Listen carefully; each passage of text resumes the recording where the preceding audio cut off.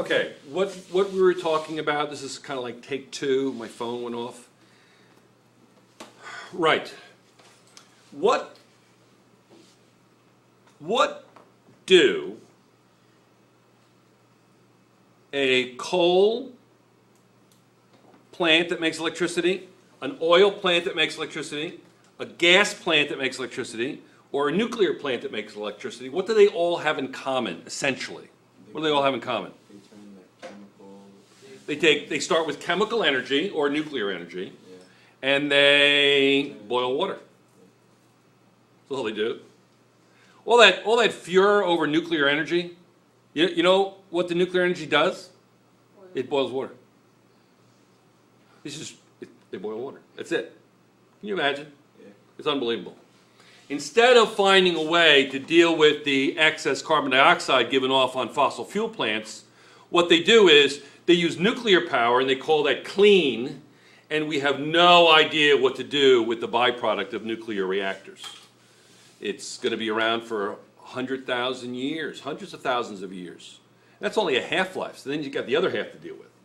So it's going to be around for a long, long time, far past probably the humans, outlive humans. So instead of dealing with CO2, they say, okay, let's use nuclear energy. Does that make any sense to anybody in here? Nope. These guys are 17 years old, 16, 17 years old. It makes no sense to them. And you know what? They're right. It shouldn't make any sense to anybody. Nuclear power, bad. Fossil fuels, good. Providing you deal with the carbon dioxide, of course. But dealing with the carbon dioxide, you don't deal with the carbon dioxide by producing radioactive materials. Does that sound dumb? Yeah. They even think so. Okay, but what do they all have in common? You're taking chemical nuclear energy and converting it to steam, turns turbines, mechanical energy, makes electricity, take the electricity out of the wall and boil water some more, do whatever. Power a lawnmower, whatever you want to do. Electric lawnmower, really quiet, excellent. Need a really long extension cord. I wonder if they have Wi-Fi motors. Interesting. Okay, so you can transform energy from one form to another, but it all has to be accounted for. What you get is you get waste heat. For instance, let's talk about, so in other words, so the first law is that matter is neither created nor destroyed, blah, blah, blah, blah, blah, blah. You've heard all that before, middle school. Let's talk about the second law. The second law is a little bit more difficult. Some of you have a book, and I'm going to read right from the book here. This is a little confusing to everybody. And this is the second and third laws of thermodynamics. The second law, I'm reading right from the book. It says, the second law of thermodynamics states that heat will never of itself flow from a cold object to a hot object. Is that news to anybody in here? No. Is there anybody who is from another planet? Anybody? Zach? No? Even Zach's from planet Earth? Excellent. So everybody's from planet Earth. Is that a surprise to anyone? That heat flows from hot object to cold object? Let's be more specific. Heat flows from a high content of heat, a high concentration of heat, to a low concentration of heat.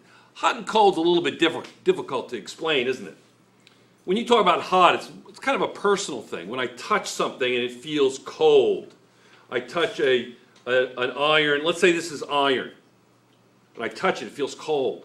That's because the iron is drawing the heat out of my body. It's conducting the heat out, so it feels cold. Yes? Yeah. Because energy is flowing out of my hand. So it flows from high to low. If this were a hot ember from a fire, it would flow into my hand. It would feel hot, wouldn't it? because energy is flowing from high concentration to low concentration. You see that? Yes? Where if this were metal, it would have a low concentration of heat because the heat would be conducted through the metal. Yes? Okay, now.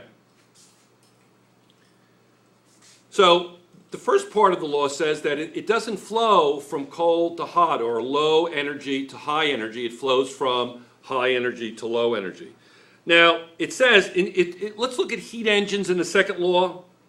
It says, I'm reading from the text, a heat engine is any device that changes internal energy into mechanical work. The basic idea behind a heat engine, whether a steam engine, internal combustion engine, or a jet engine, is that mechanical work can be obtained only when heat flows from high temperature to low temperature. Okay? You get that? Now, so here's high temperature to low temperature. We call that a reservoir. That high temperature area is called a reservoir. Yes? Yes, sir. Okay. High temperature is the reservoir. This low temperature is called, we call it the sink. Okay? And heat flows from hot to cold. High energy to low energy, correct? Now, what can happen, and oftentimes not as much as you want to happen, is that high energy can be converted to work. But the whole idea of a combustion engine is it's going to be very inefficient. How do you know, what outward sign is there that a combustion engine is a really, really, really crappy way of converting heat into usable work from the high temperature reservoir? And I say crappy in a professional sense, crappy meaning not good. Thomas J. Crapper, one of my heroes, Mickey Mantle, Roger Maris, Thomas J. Crapper, excellent. What's an outward sign that a combustion engine is a terrible use of converting energy into heat into mechanical work? Anybody? Anybody? Okay. I want you to picture this. I want you to drive to Florida. I want you to open up the hood and put your face right on the engine. Smokes. What do you feel when you put your face on the engine? It says smoke. Yeah, What do you... The heat. Heat. So is that waste heat? Yep. Yeah, it's waste heat. It's heat that's not used. If all of that heat were used, it wouldn't be that hot. Do you understand? Yes, sir. The next little quick film, we'll talk about the ideal efficiency of a heat engine. Okay? Yes? Yes, sir. Kelly looks completely asleep. Completely asleep. Okay. See you next time. Excellent timing.